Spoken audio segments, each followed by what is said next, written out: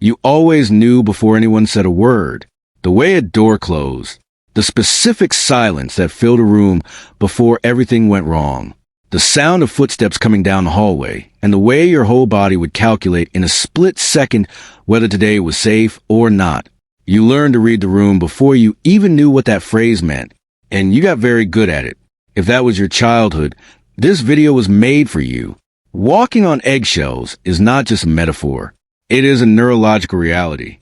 When a child grows up in an environment where the emotional atmosphere can shift without warning, where a parent's mood determines whether the day will be calm or chaotic, the brain does something remarkable to protect itself. It builds an early warning system. Psychiatrist Bessel Kolk, who spent decades studying trauma, found that children raised in unpredictable emotional environments develop a hyperactive threat detection system.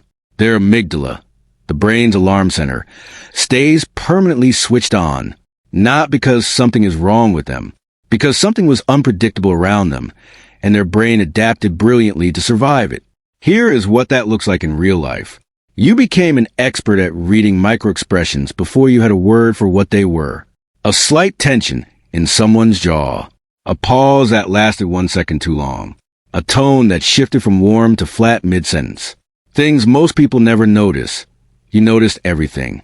You learned to monitor the energy of every room you walked into, to adjust yourself accordingly, to become smaller or quieter or more helpful depending on what the atmosphere required.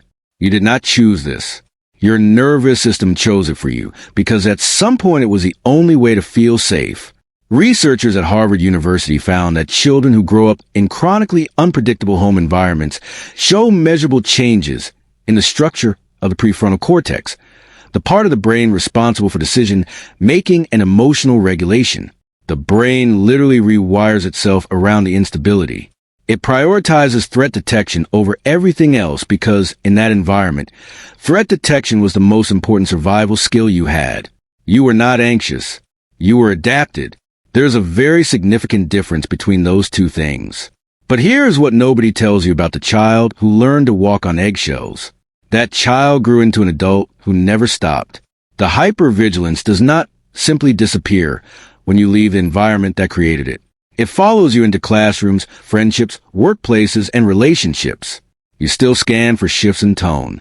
You still feel a quiet panic when someone goes suddenly silent. You still over-explain yourself in situations that do not require it, because somewhere deep in your nervous system, explanation felt like protection. Psychologist Pete Walker, who has written extensively on complex trauma, calls this the fawn response. The automatic tendency to monitor, appease, and manage others to prevent conflict before it ever arrives. You became so skilled at managing other people's emotions that you never had space to learn what to do with your own. And here's the part that takes the longest to understand. When you grow up in a home where love and tension lived in the same room, where the person who hurt you was also the person you needed, your nervous system learns to associate closeness with unpredictability. So as an adult, calm feels suspicious. Kindness feels temporary. A relationship without conflict feels like it is just waiting to fall apart. You are not broken and you are not difficult. You are running an operating system that was installed in childhood and never updated because nobody told you that it could be. The child who walked on eggshells became the adult who works harder than anyone else in the room just to feel like they belong, who apologizes before anyone is upset, who reads an unanswered message and immediately assumes they did something wrong, who cannot rest without guilt because rest was never safe, who gives endlessly because somewhere early on they learned that love had to be earned and never just given. That child deserved so much more than they got. And so do you. Understanding where this comes from does not fix it overnight, but it does change something.